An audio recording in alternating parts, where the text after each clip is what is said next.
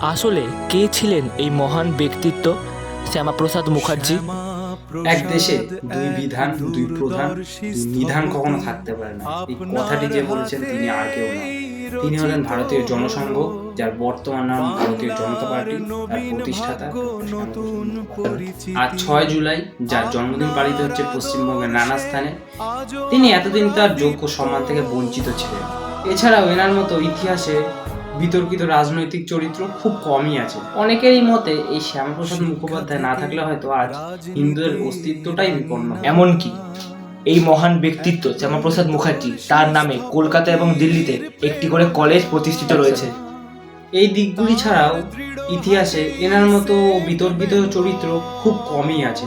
অনেকেই জানে না আমাদের মাতৃভাষা বাংলা উচ্চশিক্ষার প্রথম পদার্পণ করেন এই শ্যামাপ্রসাদ মুখোপাধ্যায়ের হাতে।